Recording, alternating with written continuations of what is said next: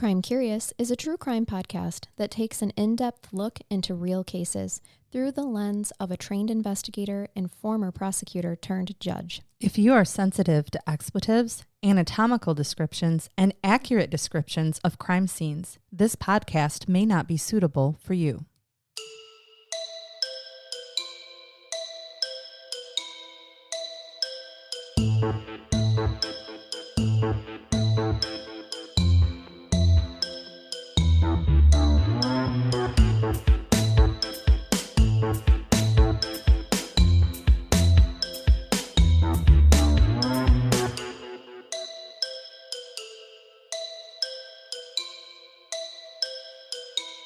Welcome to Crime Curious. I'm Charnell. And I'm Megan. And it's good to be back in the saddle. It is. It was a great break, though. It was. Very refreshing, much needed for our mental health. It was. And thank you all for understanding. I know the last 2 weeks have been lonely in your ear holes without us. It is torture to not have Charnell and Megan lulling you to sleep. And shaking all the gree-gree. And speaking of gree-gree. Oh my God, we have so many thank yous to give.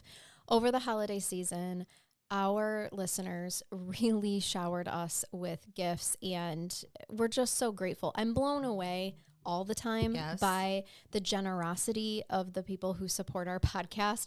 But then we have people like Mr. Michael from Cabin in the Woods Crystals, who sent us a huge ass box of crystals. Oh, yeah.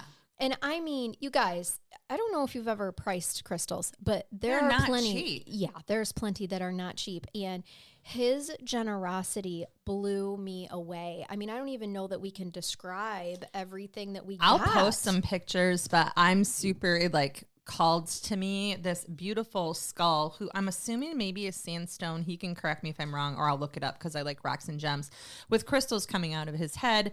I know for a fact, just having him in my hand, that this is a male skull. It is very masculine energy coming out of that. It is. It's not a human, so it is an actual rock. I can tell you this. I'm just gonna call him Chris. Oh, Chris. I love it. Yeah, with like a K. And the thing is, Chris with a K. When I was unwrapping all of this and you weren't here, You knew it was for me. Before I even unwrapped him. I know. I knew that was for you. And then I saw the skull and was like, oh, Megan's going to love you so much. Megan loves skulls. Is for you. And this, for me, this heart, just, I don't know, it just resonates so strongly to me. It calls to me. It matches the decor in our studio. It looks that like was our done rug. by me. It does look like our rug. Yeah. But there are bracelets. We're wearing them. I don't know if you can hear us shaking. Now we wear gree-gree. Now I have worn a frog around my neck before, so this isn't the first time. This is true. Yeah, and so there was so much in that box, and we're so grateful. So, and he specifically said, I don't need a shout out. I don't need a shout out. Too bad. Sorry. So I believe he does have a website, but Cabin in the Woods Crystals, thank you so much for your generosity. We love every bit of that, and it's here in the studio with us. And while Megan is taking her Chris to work I am going to take Chris to work with me. I need to. Wearing our bracelets. Then we also have to thank Michelle for the delicious chocolate-covered cherries. I'm going to be sick later. Yes. I've done this to myself. I did it last year, too. Yes, she sends us from her hometown of Prosser, Washington, a beautiful cherry gift box, and it is my favorite. They're amazing. Good. Shout out to you in Washington State, who grow the best cherries in the United States, and that's hard for me to say because Michigan comes in second with the Traverse City area. They actually have the Cherry Festival, but I will throw you that bone. Yes. Cherries, Washington State cherries are the best in the U.S. We literally stuffed our face with them right before recording. Yeah, I'm going to be chewing throughout. Yes. It will happen. Oh, gosh. So there's just so much generosity. Thank you to everybody who's even if you just listen, if you're like, gosh, I would love to be in on that family, but right now I can't join Patreon and things are tight. Just listening and being a listener supports us. It puts us on the map for the algorithms and things like that. So thank you so much. Thank you for your ratings lately. We've gotten some beautiful ratings. And I haven't checked lately. Yeah. Sometimes for my own mental health, I don't go look on there. That's probably a good idea, especially since you personally write back to those who give a poor rating. I do. Luckily, it hasn't been that many. You're going to find this hard to believe, but I like to have the last word. Weird. I never knew that about you. So you know what I've got for us today? After I untangle my hair that has tangled in my headset. Sorry about that. Oh the other thing we should mention is that as we finally got to the bottom of the box from Kangaroo Sack Jason from Australia, we have like our last 2 things to try if we can get to them today. But we found this amazing calendar of Australian wildlife. And when November is your birthday. It is. So your animal is the sand monitor. Oh, look at the tongue on that guy. I know, right? Ooh. And mine, because I just identify with him, is the thorny devil. Oh my gosh, it's so relevant to both of us. So I will post these. And I would also like to point out that in a calendar full of the cutest, most adorable creatures, we are scary reptiles. That seem to be the only months with the scary reptiles. Yeah, there's Everything some reptiles. Else is so cute. They're cute, and we are not. Oh, nope, not at all. Well, thanks for nothing, Australia. No, that's okay. It's fine. We've seen your spiders. How come there's no spider in here? What is that? Oh, it's adorable. In December, it's an eastern koal. This looks like a fawn with spots on a mouse. On a mouse. Yeah, that is exactly what it looks like. Okay. Oh, so adorable. So yeah, but yeah, the irony is not lost on me that the two not at all most terrifying and intimidating things in that whole Australian calendar happen to fall for the months of our birthdays. So welcome to Crime Curious. Welcome to Crime Curious. We're prickly, but we're here for you. We are, with long tongues, apparently. Speak for yourself. We do talk a lot. So I have a 2-parter. Surprise. Love it. 2-parter. I'm going to break this one up into 2 because I read a book, because I then found all kinds of other things. Sometimes it contradicted with the book. Sometimes it didn't. Found some case files. So all of this plethora of research I was able to do. So I'm going to break this bad boy into 2 parts. I love it when you give me 2 parts. Starting 2024 off with a twosome. Love it. Love it. Here we go. Sorry, I am rearranging my computer. I love watching her balance her coffee cup on this expensive piece of machinery. I like to live on the edge. That you do.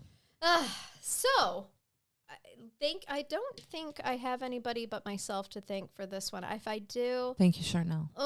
If someone suggested this out there and I didn't give you credit, let me know, because I'll recant the statement that I just made, but I'm fairly certain. Actually, I know I found this one because I was scrolling through my Kindle and I had saved this book a long time ago. Okay. It's called The Girl in the Leaves by Scott Robert. And it was just kind of on my that sounds interesting, I'll read that later list. And I finally, over break, got to read it. Good. I'm glad. I'm going to start this case with a cute teenage couple, Larry and Tina Maynard. Now, I'll tell you Tina's name in a minute, but they are an eventual married couple. But we're going to start with how they met. All right. They met when Larry was 15. He was riding his bike in his hometown of Reynoldsburg, Ohio, where he saw the beautiful, young, and athletically built Tina, and he became instantly enthralled. Tina was actually born Tina Herman, Herrmann, and she was staying for the summer with her father. Now, okay. Larry was happy to realize that he actually already knew Tina's stepbrother. He just didn't realize until the summer months that his little friend had himself a hot stepsister. Right. There was a hers, mine, and ours thing going on. Yes. So she was coming to spend the summer with Dad. Yep. And then suddenly, Larry's spending a lot more time over at his friend's house. He's for like, the you, summer. my friend, have become much more interesting. And just like that, we're besties. That's right. And love was born. Right. It sure was. Tina actually only lived in the next town over, like 10 miles away when she lived with her mom. Okay. So even when summer was over and she wasn't with her dad anymore, they weren't far away from each other. See. So they were able to easily continue dating for their long distance relationship. And in no time, they were in love. They were dating, doing the typical teen dating things. Like Tina really loved watching Larry play basketball and football, going to the movies, eating fast food, being a normal American Ohio couple. Okay? Midwestern love. Yes. They were both hardworking. And after high school, they got an apartment together just outside of Columbus, Ohio. And in April 1997, they were both 19 at this point in time.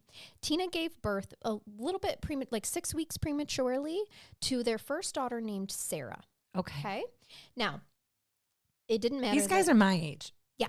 It did not matter that Sarah was premature, because each day she just showed how her strength and resilience, and in no time, she had no developmental delays. She was nothing other than a typically developing little girl, even being 6 weeks So she was premature. a preemie, but she was a survivor. Yes. When she was 2 years old, Tina and Larry blessed her with a baby brother to play with named Cody. All right. Okay.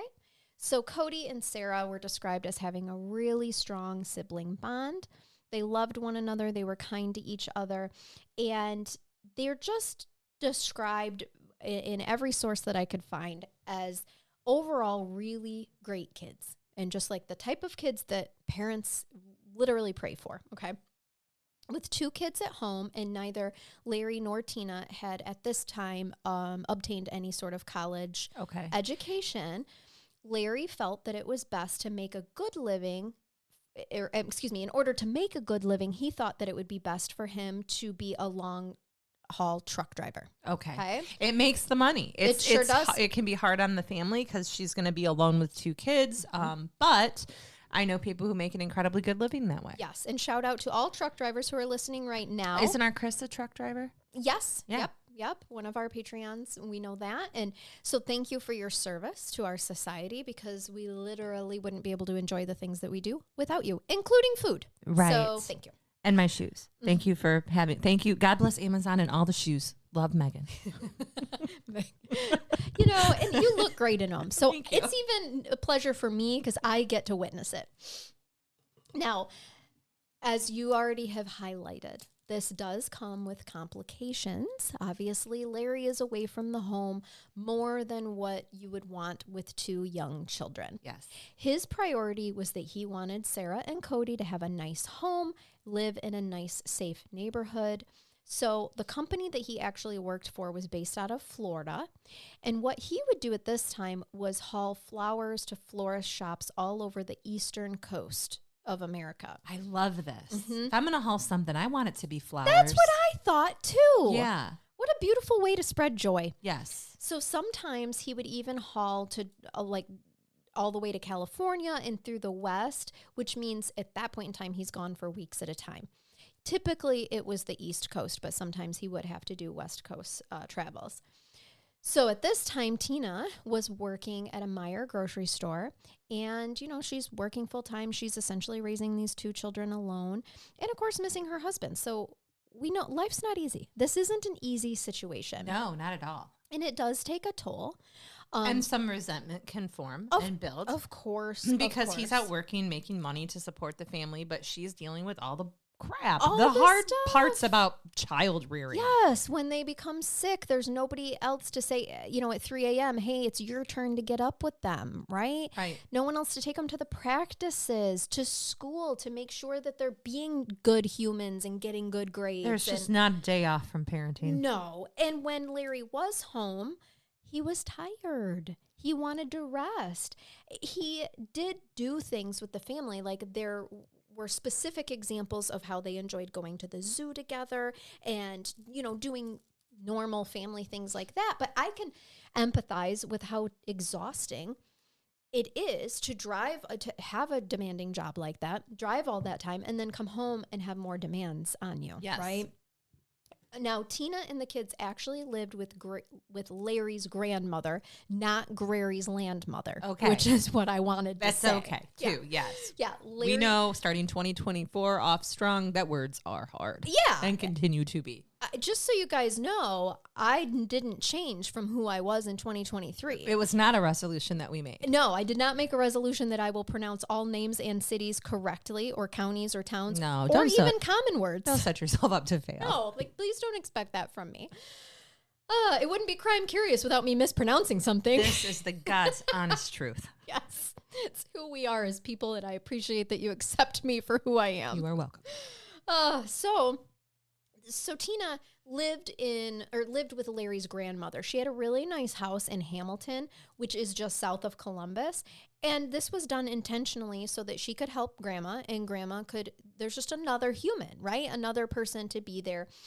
And then they're not having the extra strain of the financial responsibility of, mortgages and all that stuff. So when Larry came home, they would do their family things. I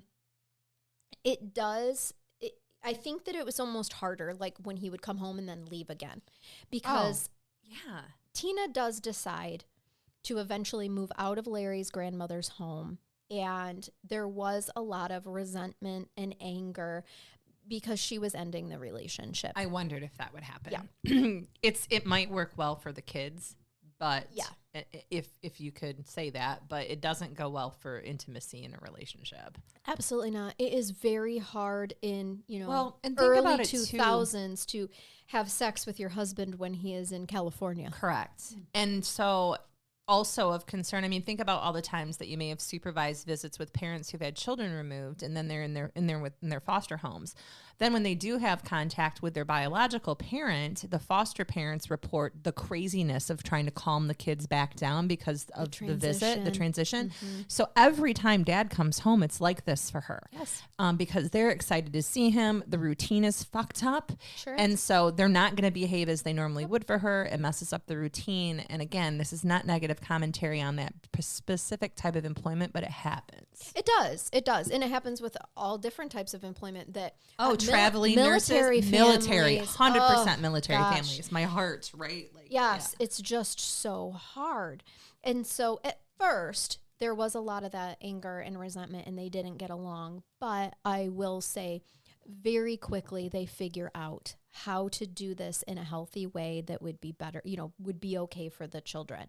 So even though they no longer lived together and were married, they did come together to figure out how to raise them without hate between one another. This is called co-parenting. It is. And done in a healthy way, and we should right. all try it, where you put your children's needs ahead of your own ego. When you want to call him a jackass, you keep it in your own head. That's right. And share it with your friends later. Absolutely. Send it in a text message to your bestie. Right. That's okay. Don't post it online. No. Don't tell your children. No, don't say it where your children save can hear. their brains. Yep. Save the children's brains.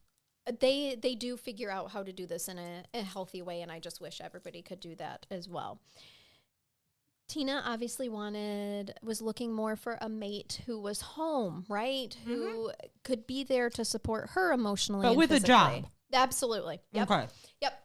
So Tina, Sarah, and Cody actually get an apartment, and they lived in Hillard, which is just a suburban area on the west side of Columbus, Ohio. Larry did his absolute best to come home when he could to make seeing the kids, for their sporting events and school things and whatnot, a priority as much as he could. He saw the kids not only when he could, but he also just helped make sure that his kids were really kind to other kids. He would make sure that they were including, and not just him, Tina did this as well, but just they were the type of kids that would include other kids that they realized were being left out. Okay. And so these are just remarks about this point in time in his life that he is making about his children, that he remembers coming home and just being really proud of them.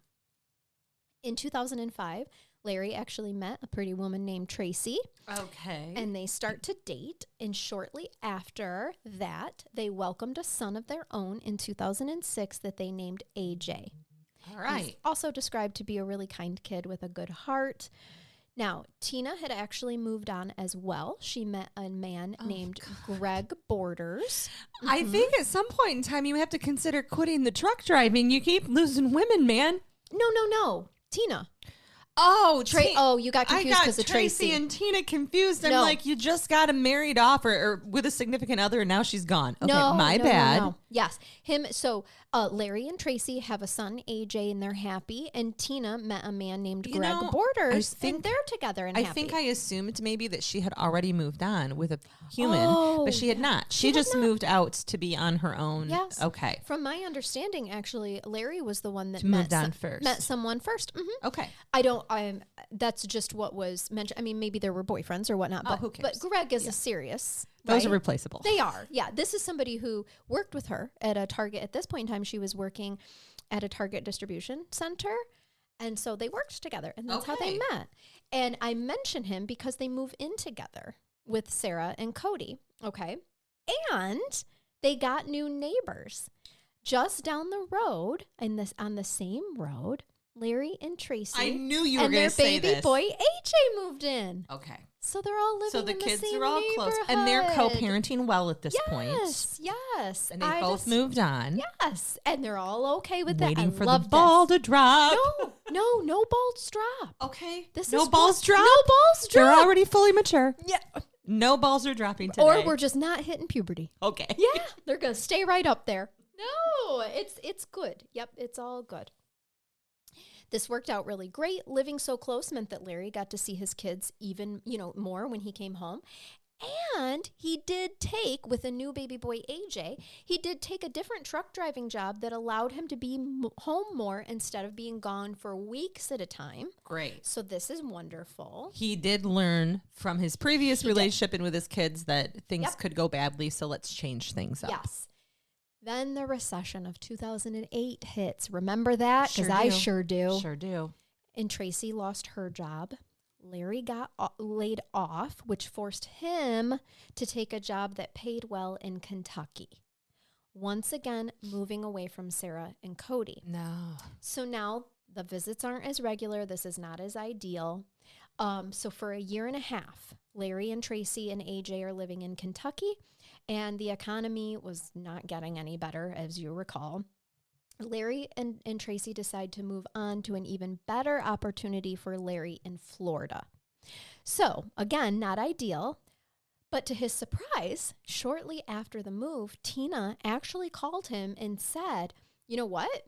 Because think about it, like nobody at this point in time, no one's got anything to lose. We're in a recession. It's, 2009 at this point in time. She's like, I could actually move down to Florida and all the kids could be together. We could make this work this way, I'm loving this so far. Yeah. And it didn't end up working out because Tina had actually recently been giving a good paying job with the Dairy Queen franchise. Yes. And her father turns out during a recession, people still want ice cream. Yes.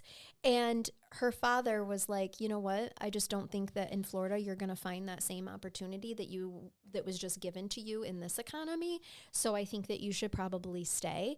And so she does. Okay. So that did disappoint Larry because he was really excited to have all of them move down there. Mm-hmm. So they do end up staying in Ohio. Tina and Greg, she's living with Greg, remember, Sarah and Cody, they actually moved to Apple Valley, which is as pretty as it sounds. Okay. It's on a lake. However, this move does change their fate forever. Oh. Their new home. You should have gone to Florida.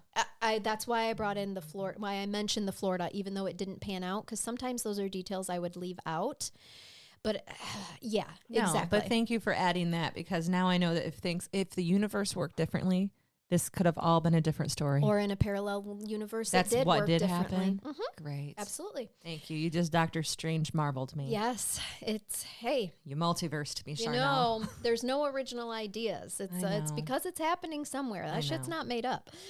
So.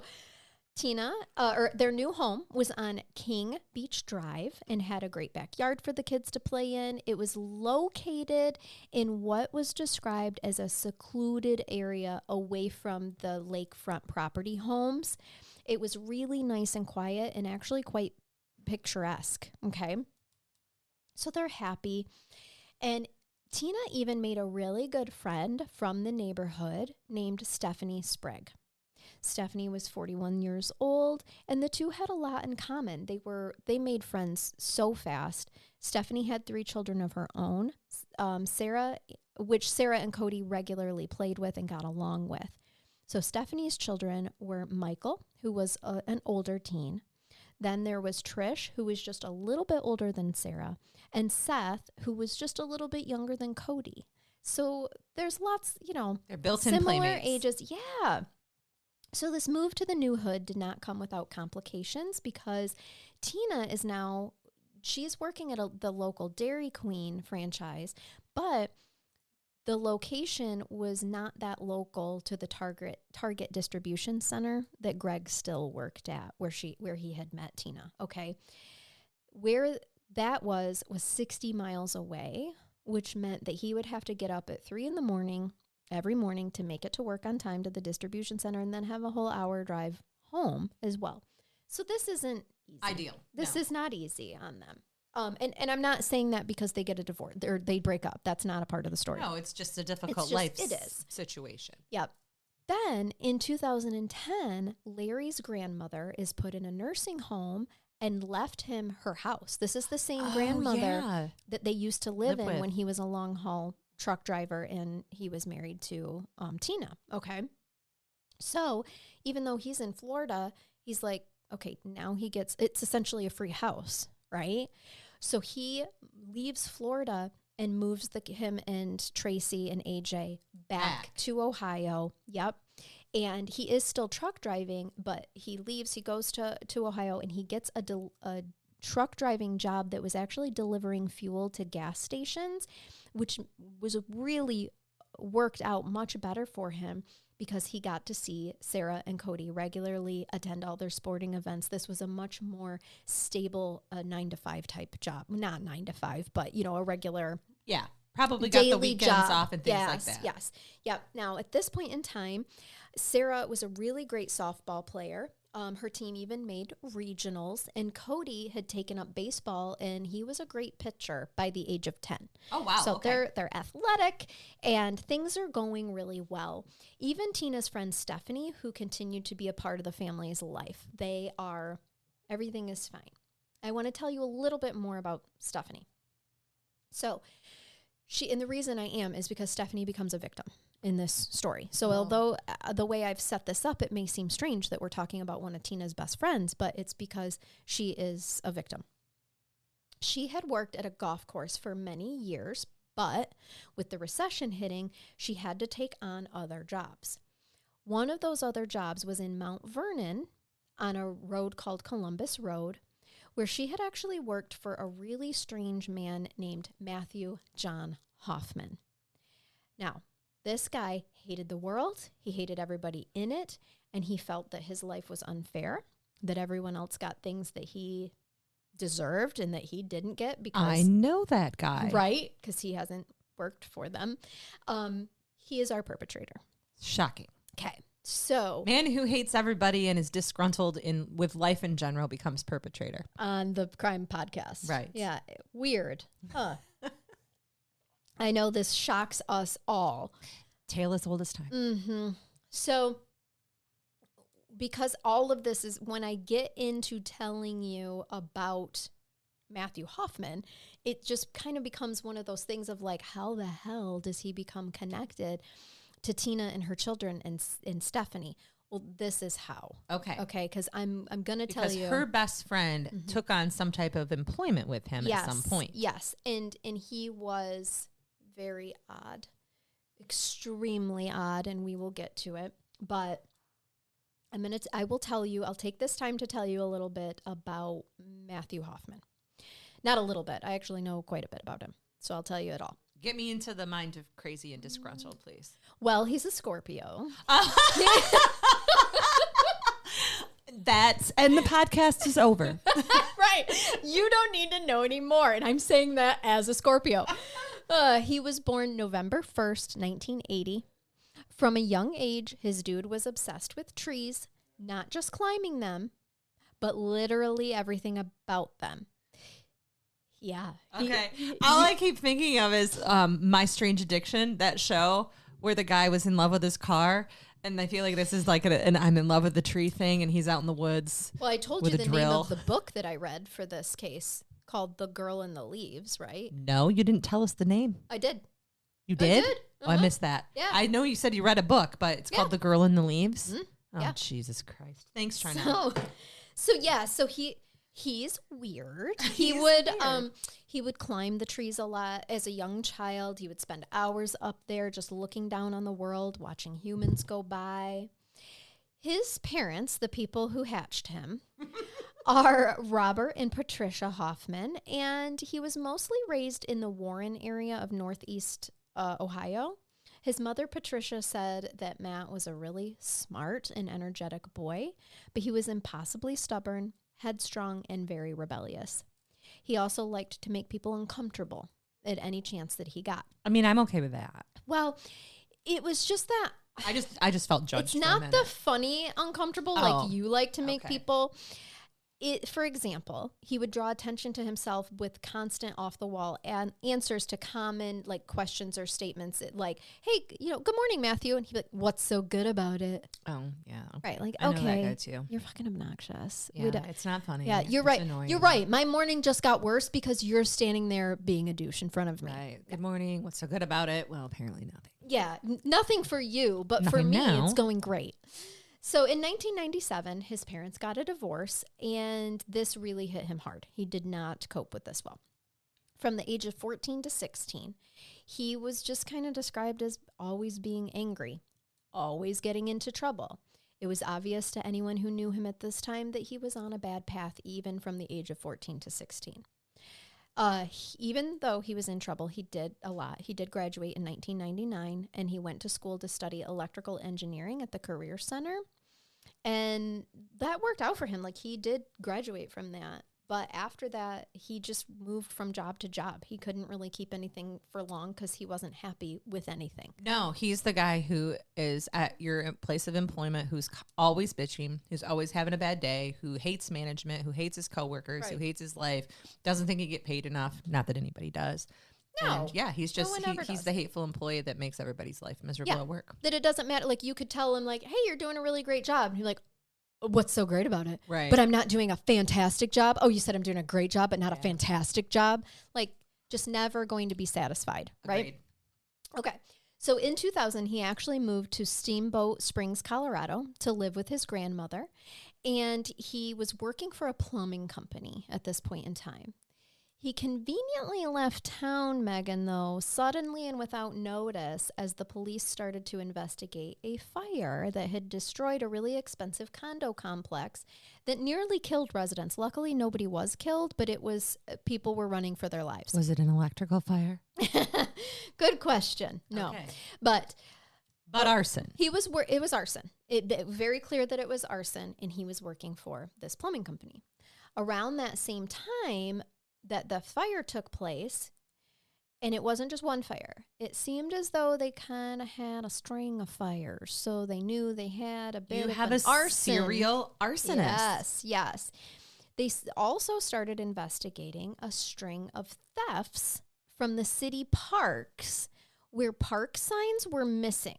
Just the park signs? Just the park signs. Large metal wood signs, like, that aren't easy to steal. But highly by the way. attributable to frat houses and college students who used to like to take and or borrow permanently stop signs, things like that.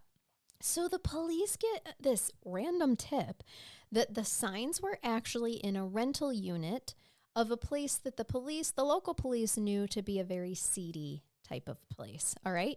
And they're like, all those signs are in unit 6. So the police show up and the signs are there, but the only renter that this unit has had in recent months, named Matthew Hoffman, was nowhere to be found.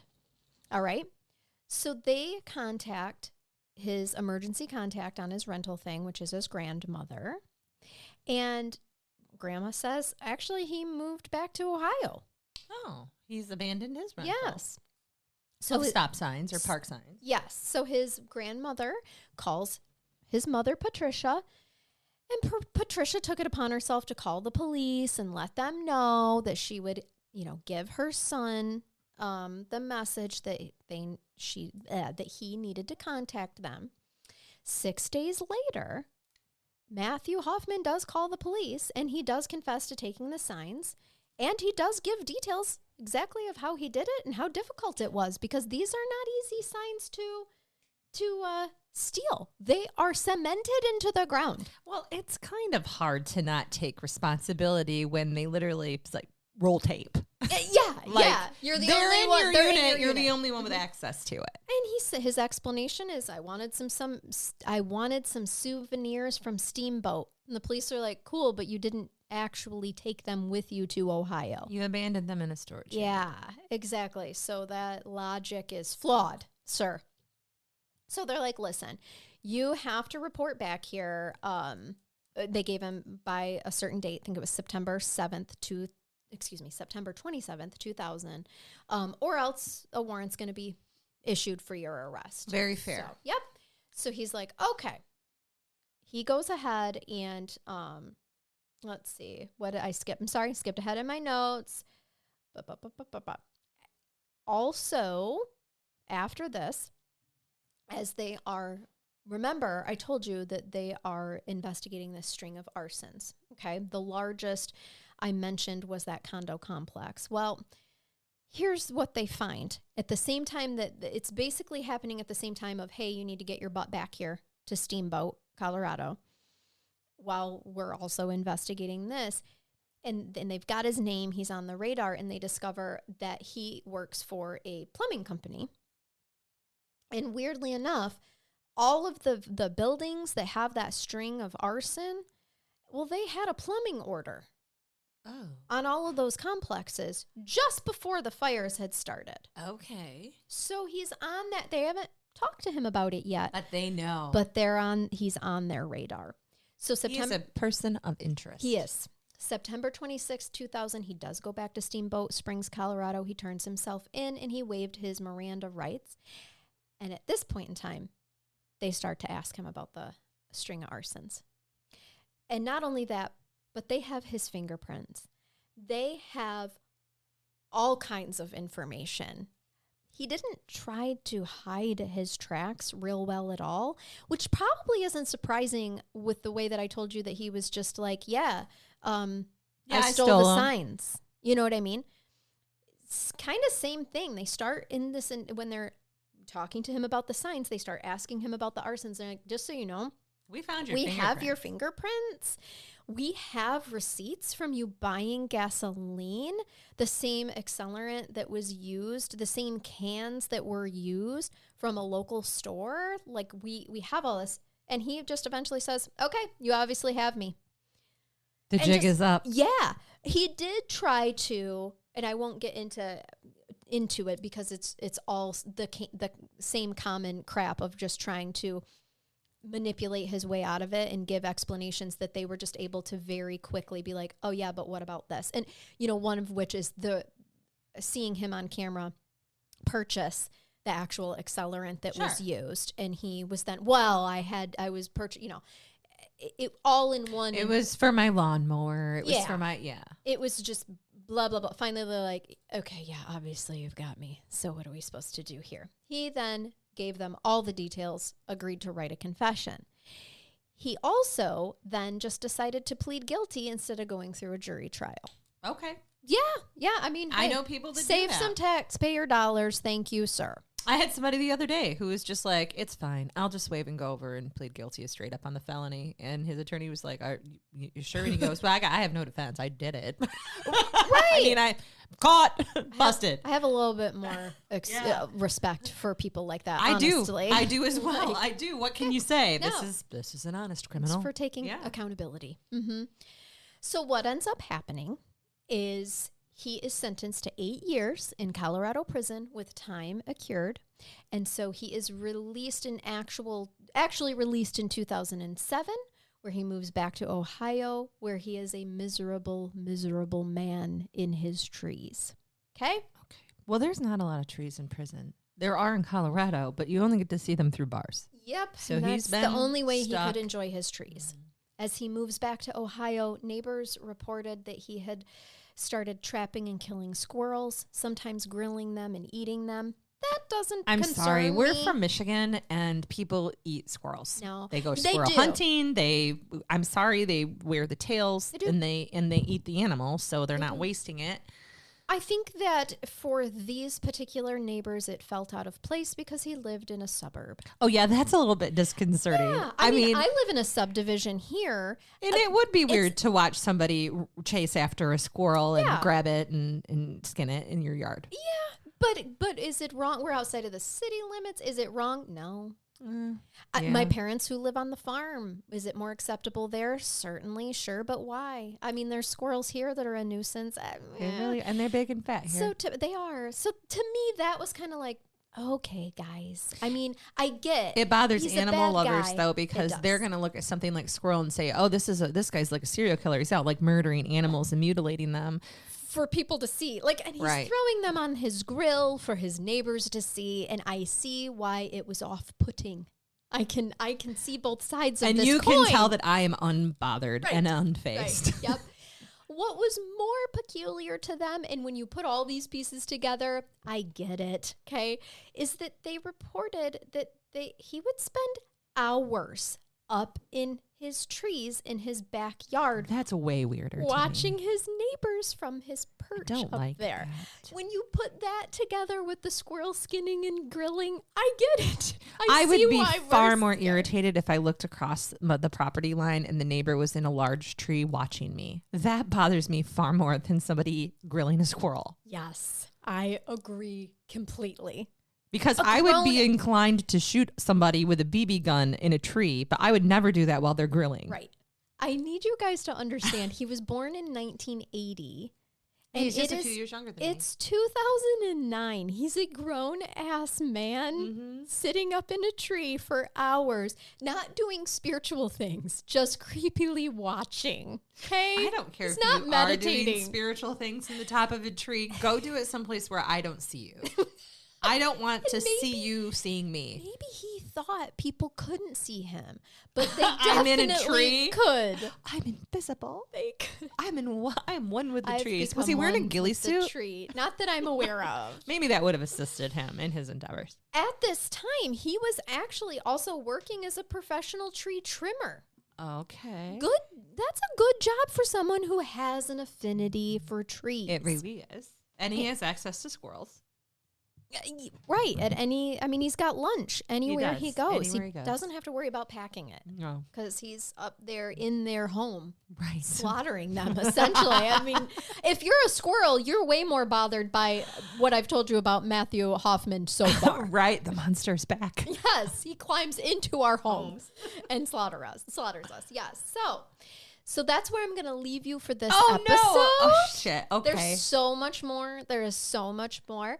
But I'm setting the scene. You said it. We have set the stage. We've met the players. We've met the family. I shouldn't say players. I apologize about that because this is not a play or a game.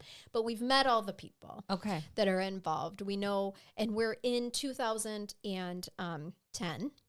Which is when this tragedy takes place. So I've left you with the family of knowing everyone is back in Ohio, living in Ohio. And how they came to be there. Yes, how they came to be there.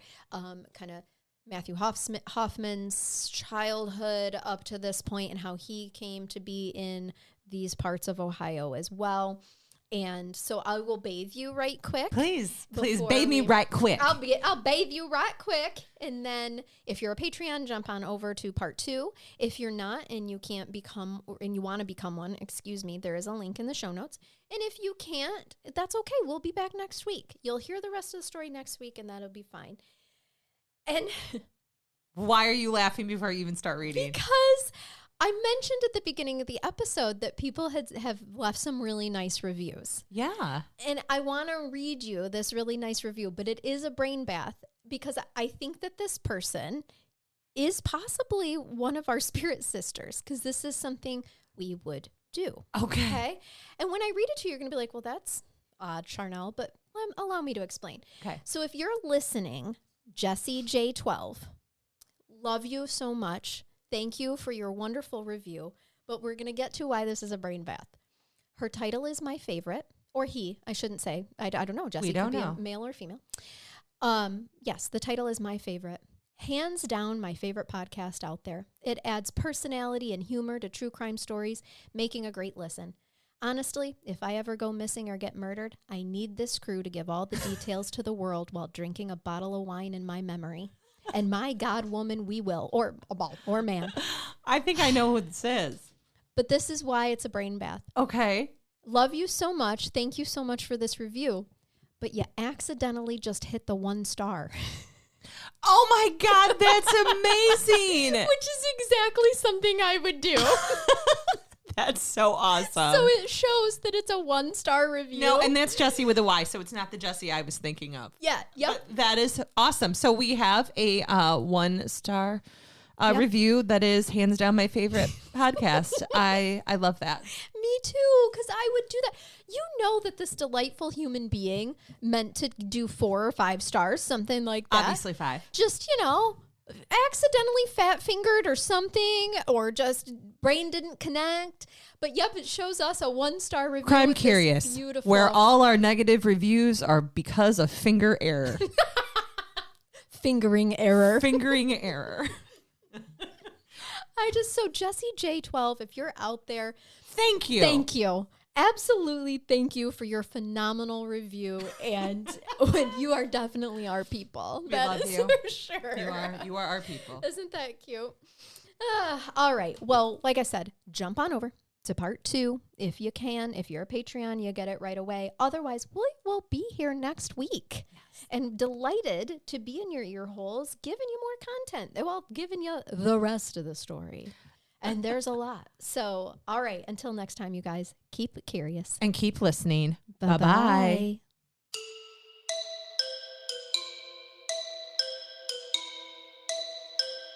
Bye-bye.